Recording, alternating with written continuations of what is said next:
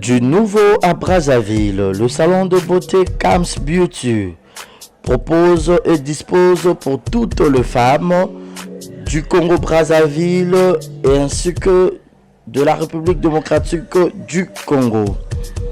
La coiffure professionnelle, la pose perruque, l'onglerie, manicure et pédicure, le make-up professionnel pour toute manifestation, la soirée ainsi que la journée.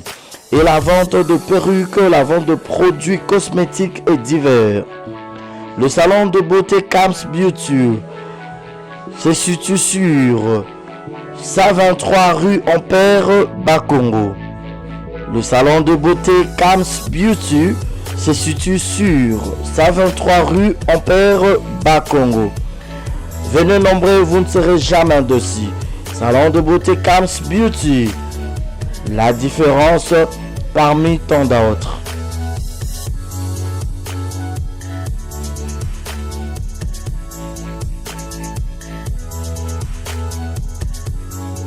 Mama, yasikeye. Ah, désormais, na Kinshasa, restauré za moko. Boss Blaise et Silou, na madame la Sédoise, basalé bino, mo bangé na restaurant, basalé ba Congolais ya diaspora, ba Congolais ya RDC, Kinshasa. Vous en avez besoin au lit à 100% bio, cuisine congolaise, kobunga te, kotatabana te, adresse za se moko. Restaurant La Sédoise. La Sédoise, bozo tunanga, eza wapi, tonton, eza wapi. Pour la kolia bio, nazala besoin d'alia ngando, nazala besoin d'alia pondu, nazala besoin d'alia madesu, nazala besoin d'alia nyamazamba, ozala besoin d'alia mosaka, ozala besoin d'alia ndunda, ozala besoin de melelo kwa malili, ozala besoin beta billard, ozala besoin ota la match, etika ya calme ya kitoko. La Sédoise ezawana na limité 7e rue résidentielle. Yoka adresse yomuto ngobunga. Limité 7e rue résidentielle. Au Tunikara avenue Vénus numéro 30 au Romona La Sédoise et Zawana. Planios aux avons besoin au Kolia. Et puis sauce bolognaise pesadi. Yemoko Mama Wabi La Sédoise la patronne Yemoko Namakusa. Venez manger bio, venez manger bio. Olingi oya kolia bio oza libanda mboka. Oye pendant ma séjour na yo ko hésiter yaka na restaurant La Sédoise. Bozomo na ngamo nde nazolia awa na bisabino neti musapie katana suka na ndunda ya mabaku ndunda bachangu ba. Bon, je répète l'adresse. Limité 7e rue résidentielle. Référence à Kin Marché. Avenue Ezra Kin Marché. Vénus. Dans ce comme cas, la limité 7e rue résidentielle. Au tout cas, avenue Vénus numéro 30. Au monde à restaurant La Sédoise. Au Kobeta Billard. Au Gomelelo Kamalili. Ambiance à gogo. Au lié bio. Au Melipe bio. Au Silicipe bio. Place P à repos. Ezali. Salon veille. Pinabiso Ezali. Au lié au paiement. Au met la moi whisky. Au met la moi champagne. tombe la chicha. Donc, au cause à la l'aise, venez nombreux, mangez bio, 100% cuisine congolaise, mangez bio chez la Cédoise. Bisous, ngala ke kolia, na tonda penda na vimsa libumu. Boya ebele kolia, kotonda, 100% bio. Ceux qui ont besoin de ça, la surprise, il y a anniversaire. Aux en Poto, aux en Afrique. Aux en besoin de ça, la maman, la dit, papa, la dit, moi, na yo, copine, na yo, copain, na yo, laisse na yo. Vous allez surprise anniversaire, ma vie, vous aurez la Ronnie Events. Ronnie Events, les awana pour na bino nyonso. Ronnie Events, les awana, si vous avez besoin de ça, la surprise, na mbongo moukié. Bah, on ça, la surprise. Na mbongo moukié partout dans le monde. Bah, on ça, la surprise. Maintenant, je vais illustrer les gars. Bon, on a Ronnie Events, les awana, partout. Partout aux Amazons, na immeuble 130 na 5e niveau. Na avenue Kwango, numéro 130 na Gombe, na Sima Ina. Donc, on a 2 adresses. Si vous avez besoin de au monde bango sur place pour que baya osala surprise na maman na bino na papa na bino na collègue ya musala na ami na connaissance na yo na leki na yo na mwasi na yo na mobali na yo OK, soit au bengi bango kaka na plus 243 80 86 32 108. Je répète, plus 243 80 86 32 108. Au benga bango okuta Ronnie Events et ça on a pour la million sur pour nous au Kenya sur place na Grèce na bango bazan na immeuble 130 na 5e niveau na avenue Kwango juste na derrière Ina. So comme kana Ina au tout cas avenue Kwango numéro 130 au mona bango wana et puis ba pe na Njili na avenue Lusenge quartier 8 pardon, quartier 8 na Njili na avenue Lusenge référence des arbres Bralima. Soit au béni bango sur le numéro on a répété plus 243 80 86 32 108. En tout cas, c'est la meilleure. Ronnie Events, la meilleure. Bazo salango qui toque au professionnalisme des copes na bango.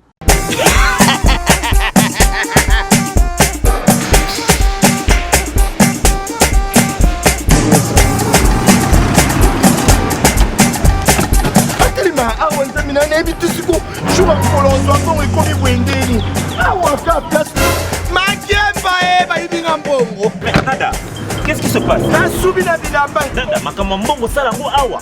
Na mona keza ka lobi na yo twino sa nini? O eza agence de transfert. Ndina piemba onyeso de. Nada agence ya transfert na nzela. Abaki équipe adresse te. C'est là on kamba mbongo yeboko. Ce n'est pas possible. Nada. Mwenye fimbo. Na biso awa.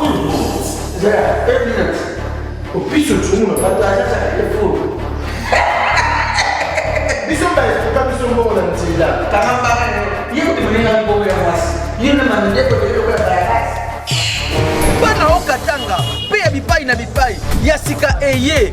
Lelo neke tozala baboye. Agence na bino ya sur FBT et comme na adresse ya sur Chef Katanga numéro 5 entre Njamena na Kambo. Yaya conseil est gratuit. Au moni makamba batanzela, botiki la batanzela, mais makamba transfert en bongo. Totiki lango FBT. Misalane Kazinjo. Soko che. Bazui. Soki pa kona bache. Tozui. Bazo akaka. On sait jamais. Yama mimi. Toki. Dans la poto, dans la perruque à Kitoko, na Belgique, na Paris, partout aux alliés, Vanessa Airwig. Vanessa Airwig, trocha numéro 9 on a la scène, on a babonné de on a ma perruque, on a bon ma sorte nion sur ma perruque à Kitoko, ma coupe ya milai. Vanessa Airwig, azawana na prime encore abordable. Rosso ma perruque na yo, rocha robima chic, robima ngebu ngebu. Bonjour, bonsoir, c'est moi Brand Cosmétique. Naïkola Sabino va produit Nabiso. Des beaux monanga moko sans maquillage. Eza crème Nabiso yelongi. Oyonga moko na sela kango. Donc c'est très efficace, c'est très bien. Pour na bateau balin côté là, va soigner teint. Sondeti par exemple longo la kasuko zikina ba moyi, ozana ba noir na siamisu. Donc oyo c'est très bien. Oyo eza pona bata mwindu ndeti caramel, teint chocolat, sukolingi soigner tenayo, aux un peu propre, mais écoutez, sous penza ma cassité, donc écoute garder tenayo, mais écoute soigner peut-être en même temps. Oyeza pona ma beaucoup, sozandis ma beaucoup, noir awa, ou bien misaki, ou quoi utiliser pe oyo, tous en a ba gamme, nuance ba gommage, ba lotion, ba lait. Donc, si vous êtes intéressé, contactez Bisso, on a le numéro de Bisso sur WhatsApp. Merci beaucoup. Mouah. Docteur Merdi Matadi.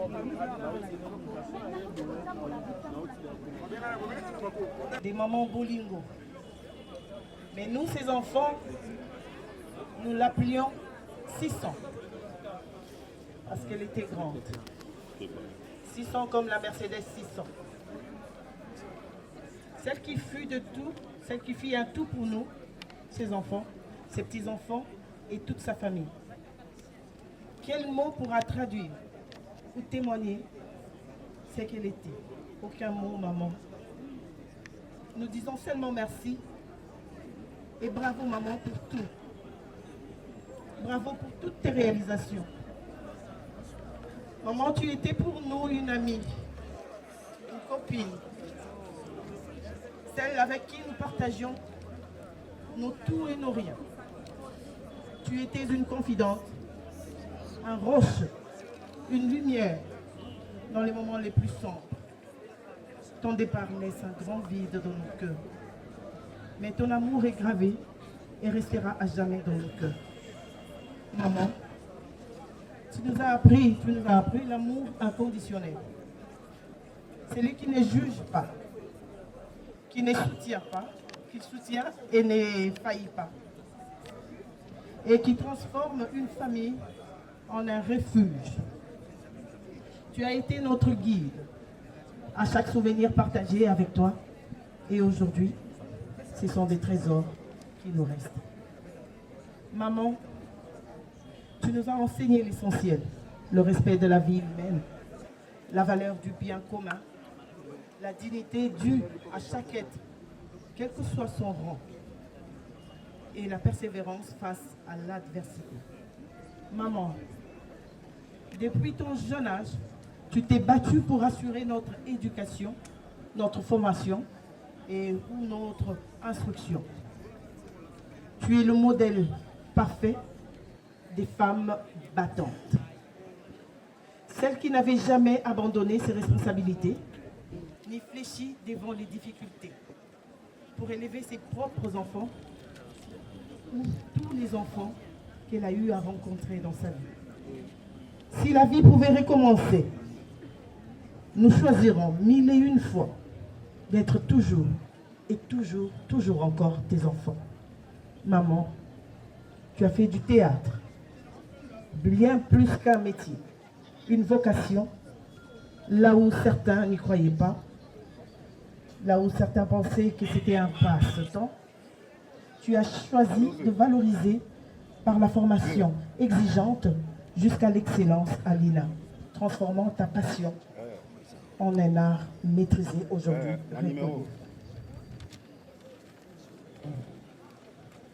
Ce métier, tu en as fait un héritage.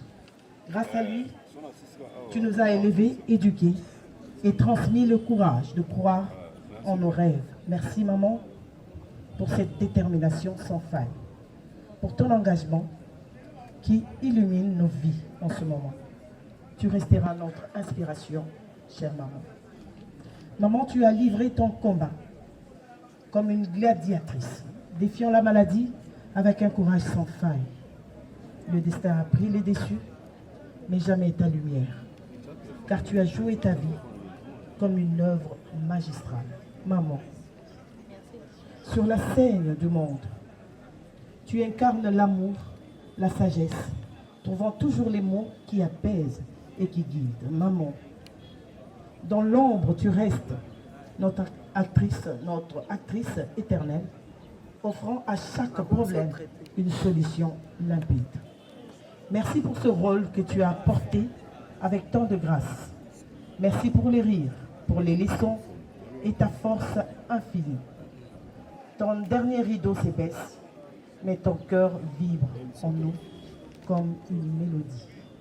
Maman, pour honorer ta mémoire, nous, tes enfants, tes petits-enfants et tes gendres avons décidé de créer la fondation Odia Bolingo de l'animation pour incarner ton amour inconditionnel de tes valeurs sociales, culturelles et communautaires, ainsi que ton engagement envers les vulnérables. La fondation Odia Bolingo sera bien plus qu'une structure, elle sera le prolongement de ta bienveillance, un refuge où ton esprit de solidarité continuera de guider nos actions. Nous lançons un appel solennel à toutes les bonnes volontés à nous rejoindre en tant que partenaires, donateurs et bénévoles pour faire vivre cet hommage collectif ensemble. Transformons la passion de Maman Bolingo pour le théâtre et sa compassion pour autrui en vue d'une œuvre durable pourtant haut les couleurs de son humanisme. Odia kabasikupa bamuboyai msenshi mamwenda wabana babuni tikunda wetu mwena mulongo mukaji wa ntembwa kubantu mwimpe kumona telejo wadiku dietu jalelu mwabana nyunkadi kutishiacha yabakisi tutulomba mwamujilu akwakudili unditalala diemba njila weba mwabana ikana mutoke nimitoto wa mujilu mwabana jenzelu bieba dinanga dieba tetu sekutweba dishala netu tchendelele. Seigneur, ajoute un couvert à ta table. Aujourd'hui, une convive de plus arrive. Désormais, elle dînera à ta table. Reçois-la bien, Seigneur, car c'est notre maman. Boli forever.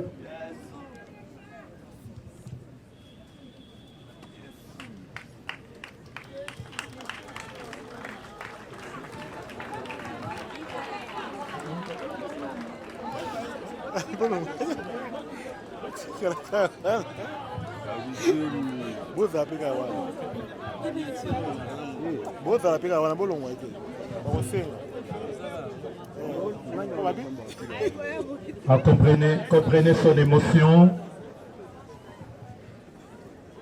Alors, elle sera complétée par son frère qui va rajouter quelques mots, en tout cas en 1 minute, 2 secondes, parce qu'on est coincé par le temps. Tout d'abord, je tiens à vous remercier d'être là aujourd'hui pour honorer la mémoire de ma mère.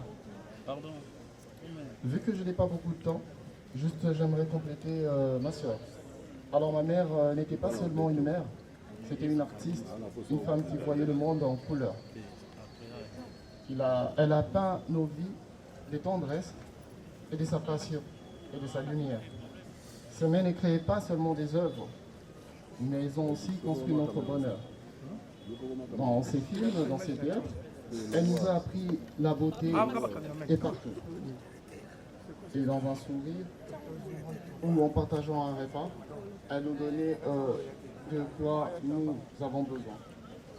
Sinon, tout ça n'est qu'un discours.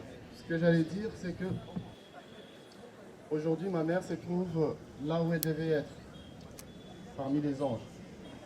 Je vous remercie tous. Merci pour ce soutien.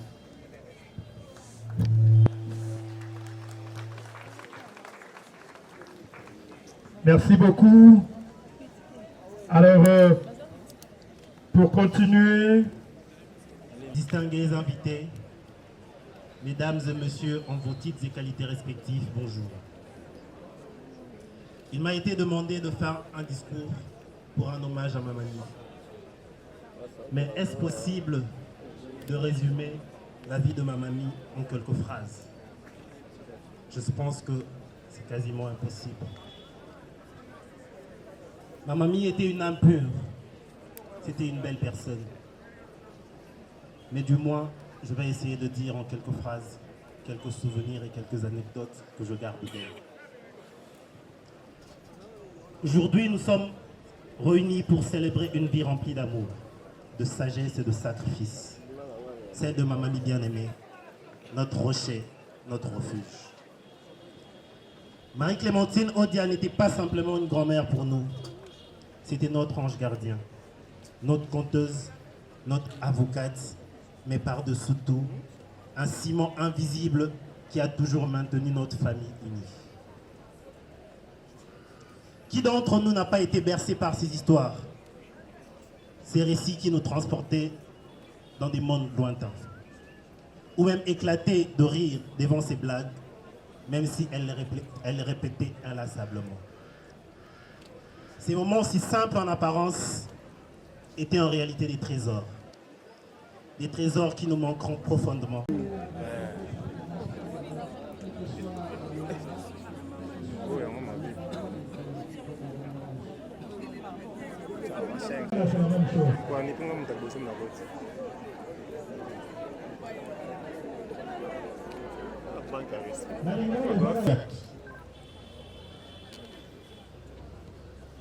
Elle va se séparer de nous, mais Ndete Tolobaka artiste Koufagate, ba œuvre ezali et avantage naïe azali ba génération et que ba œuvre naïe et pour ça là que azala toujours na bomoi entre biso et loko ya suka na lingina senga kaka na bandeko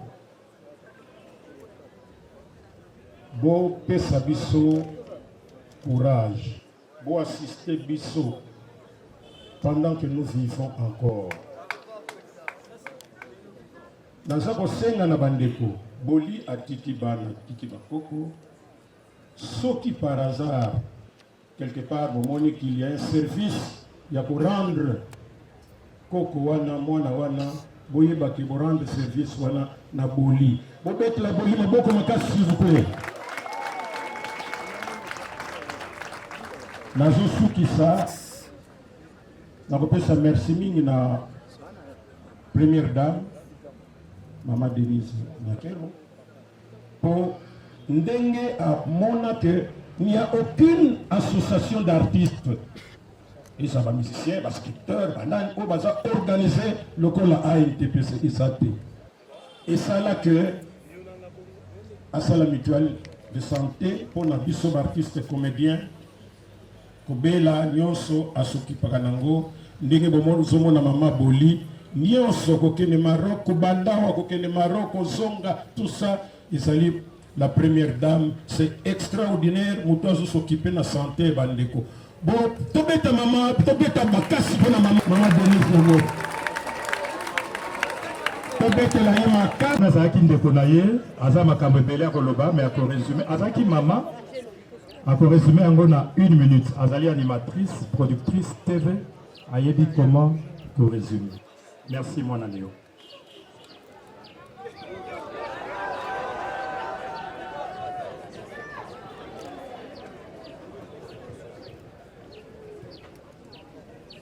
Bande Kombote, Mbote Lisusu, Toza Nsengo Makasi, Toza la Matanga Serveur.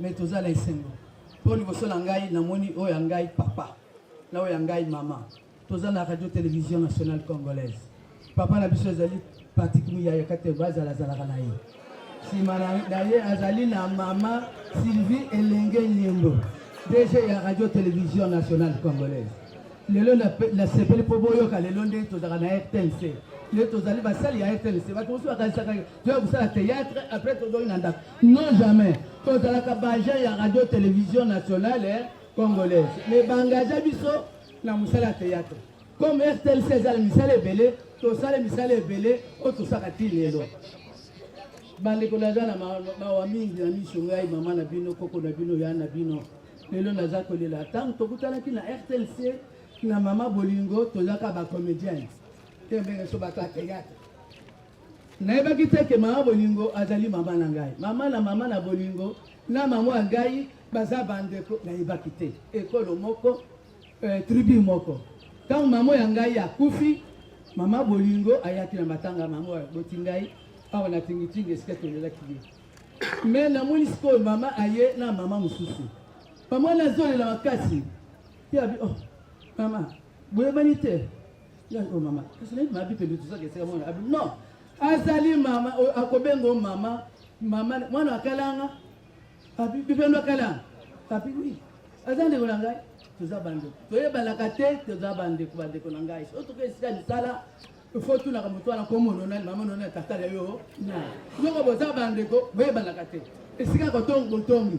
Esika ko yino yini. Te toye banaka to utu pa to kende wa. Talandenge toye bani na mama boli. Bolingo. Lelo bolingo azo kufa na 40 ans. Wana 40 ans za la bana boli. Bano bale bien anglais. Na bo bale français.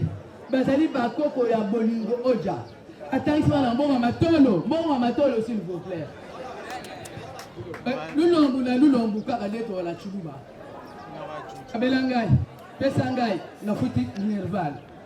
40 ans yo anake. Na ila sisa papa. Ngai na temi boso na 52 ans de carrière na radio télévision nationale congolaise. 52 ans de carrière. Naleki nazala bambano to bani bama plome nyoso nazali ambassadeur nazali dia sur la lumumba kabila ngabi pedro chakingaya donc to metaka loko la to que tozo sala musala malonga et tozo ko ba pauvre papa Patrick Muyaya ngayo na temi loso na yo lao ya utu kufa toze bele basi ya mikolo toza so bele te basi ya mikolo basala musala Eza bipendu, eza bomengo, eza mabele, eza alinga, ezali pembele. Totika soki, chaque fois ça kufa, chaque fois ça na TNCT. Toto tofa la bato ya TNC. Toza sa maman boka azali, maman suka azali. Kali saka papa lokolo ezala porte parole la monsieur ba pesa biso esika kolala. Ba pesa biso ba voiture. Toto na porte sala misani na kata radio télévision. La petit merci et pas papa Patrick Mouyaya, la petit merci et pas DG Labisso. J'ai dit et je vous remercie. Merci beaucoup, Maman Bitembo. 52 ans de carrière. Après, monsieur le conseiller.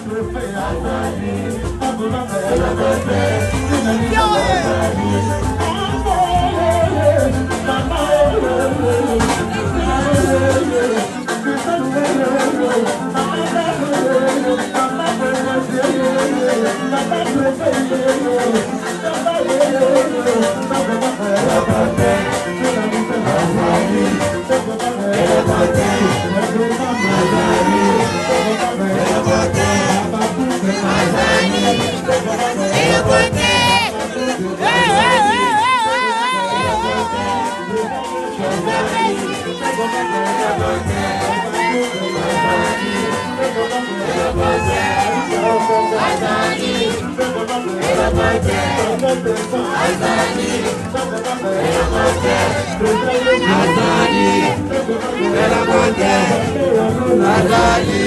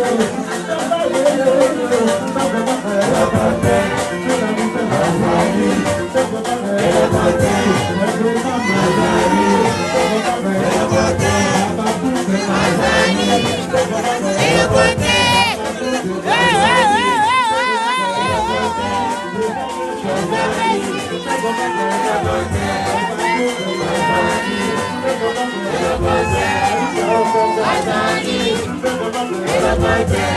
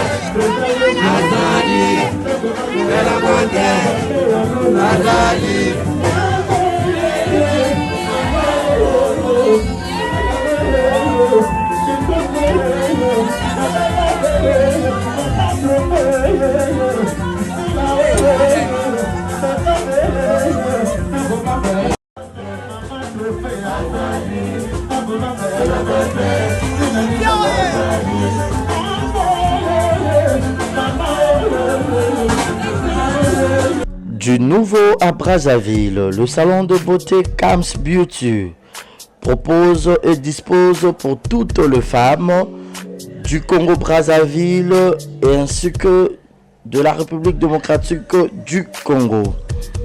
La coiffure professionnelle, la pose perruque, l'onglerie, manicure et pédicure, le make-up professionnel pour toute manifestation, la soirée ainsi que la journée.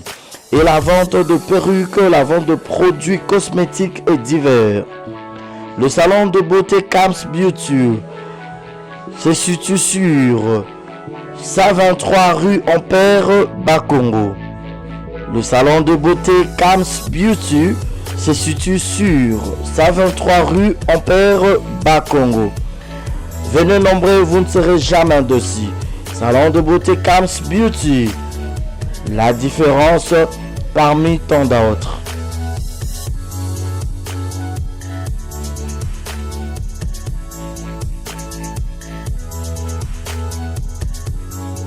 Mama yasikeye. Ah, désormais na Kinshasa restauré za moko. Boss Blaise Silou na madame la Sédoise basaleli bino mobange na restaurant basaleli ba congolais ya diaspora, ba congolais ya RDC Kinshasa. Vous en avez besoin au lieu à 100% bio, cuisine congolaise, kobunga te kotatabana te, adresse za moko. Restaurant La Sédoise. La Sédoise bozo tunanga eza wapi tonton eza wapi pour la kolia bio, nazala besoin d'alia ngando, nazala besoin d'alia pondu, nazala besoin d'alia madesu, nazala besoin d'alia nyamazamba, ozala besoin d'alia mosaka, ozala besoin d'alia ndunda, ozala besoin melelo kwa malili, ozala besoin beta billard, ozala besoin otala match etika ya calme ya kitoko. La Sédoise ezawana na limité 7e rue résidentielle. Yoka adresse yomutolinga obunga. Limité 7e rue résidentielle.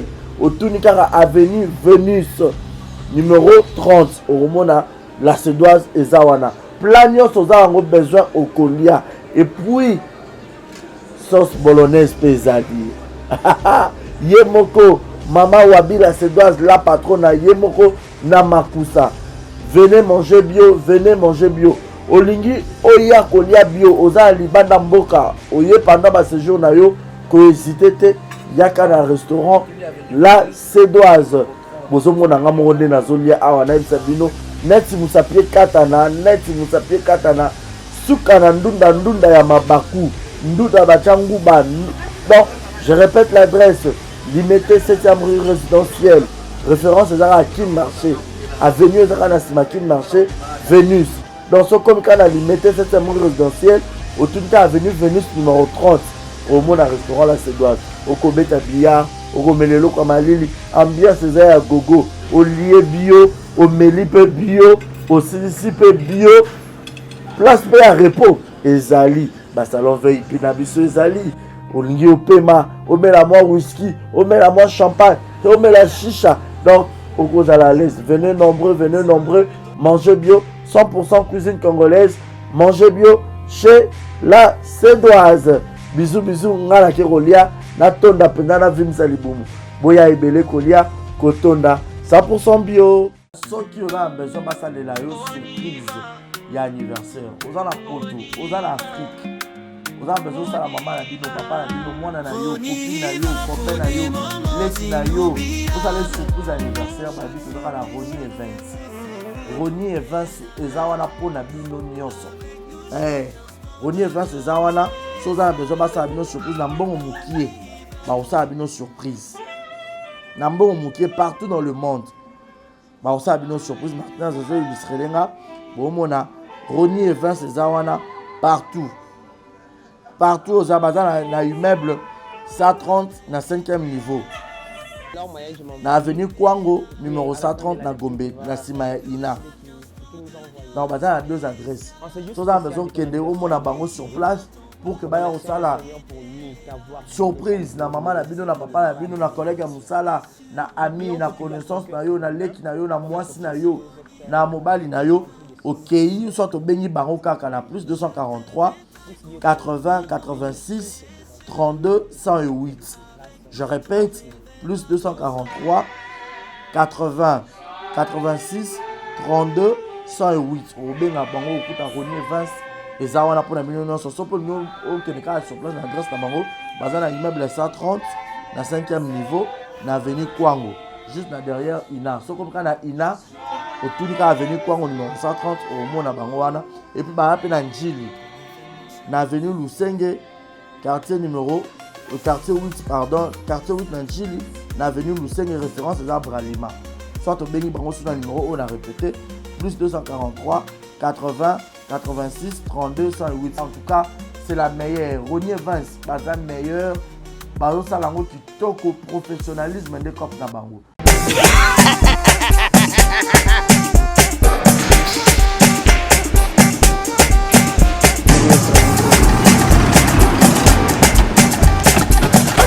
Awa nzamina na ebi tusiku shuba kolonzo ngo ekomi bwendeni. Awa ka place. Makiemba bayibinga mbongo. Nada. Qu'est-ce qui se passe? Na subina bilamba. Nada makama mbongo sala ngo awa. Na mona keza ka lobi na yo tuno sa nini? O eza chance de transfert. Ndina piemba onyeso de. Nada agence ya transfert na nzela. Abaki équipe adresse te. C'est là on kamba mbongo yeboko. Ce n'est pas possible. Nada. Mwenye mwenye fimbo. Na biso awa. Zaya, 1 minute. Au piso tu me partage ça il faut. Biso ba est pas biso mbongo na nzela. Kama yeye tumelenga mbongo ya mwasi. Yeye na manende ko yeye kwa baraka. Bana okatanga pe bipai na bipai ya sika eye. Lelo neke tozala baboye. Agence na bino ya sur FBT et comme na adresse ya sur Chef Katanga numéro 5 entre Njamena na Kambo.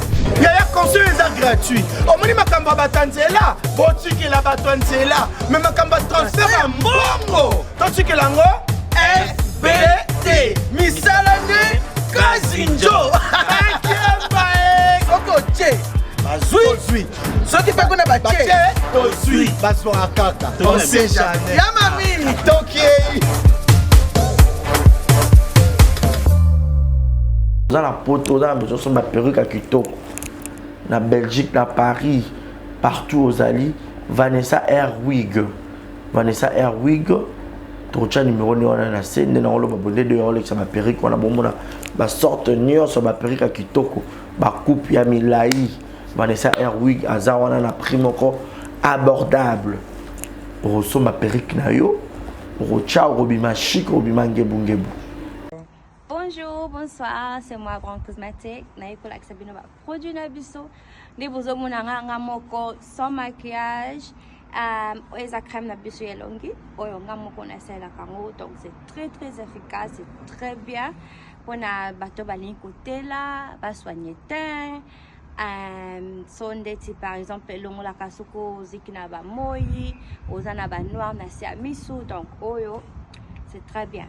Oyo eza pona bato ya mwindu ndeti caramel, teint chocolat, sukolingi oyo soigner teint na yo ozala un peu propre mais ekote iso penza makasi te donc eko garder teint na yo mais eko soigner peut en même temps. Oyo eza pona maboko so oza ndeti maboko noir awa ou bien misapi oko utiliser pe oyo toza na ba gamme nyonso ba gommage ba lotion, ba lait. Donc, si vous êtes intéressé, contactez Bisso, on a le numéro de Bisso et WhatsApp. Merci beaucoup. Mouah.